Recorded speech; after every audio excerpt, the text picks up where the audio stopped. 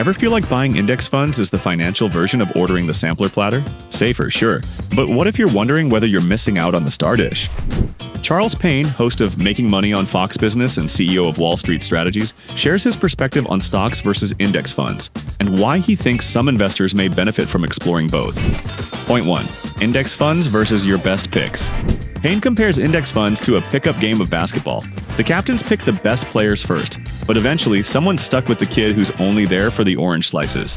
In Payne's words, index funds have the best choices and the worst choices. It's much better to own a portfolio of your top picks that you have selected. Translation? Index funds give you everything, the stars and the benchwarmers. Payne suggests that for investors willing to put in the work, hand-picking stocks can feel more like building your own dream team. Point 2. Do your homework. But Payne cautions, don't just buy whatever stock is trending on social media. Use the buzz as a sign to dig deeper. Payne advises, I always urge new investors not to worry about things like PE ratios. Instead, see if the industry is growing. Has the company demonstrated a history of solid execution? He encourages looking at industry trends, company execution, and whether the products will still matter 5 years from now. And hey, if it's something you already use and believe in, that company might be worth a closer look. Point 3. Easing in. Not sure if individual stock picking is for you?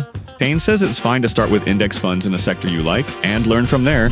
As Payne puts it, if you don't want to do the homework, then settle for funds. You must be invested in the stock market.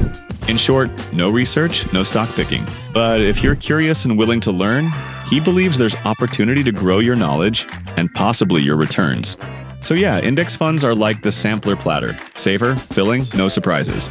But if you're the type who likes to curate your own menu, Payne thinks picking your own entree could be worth exploring. Got a money question? Head to gobankingrates.com and ask away for a chance to win $500 plus your question could be answered by a top financial expert.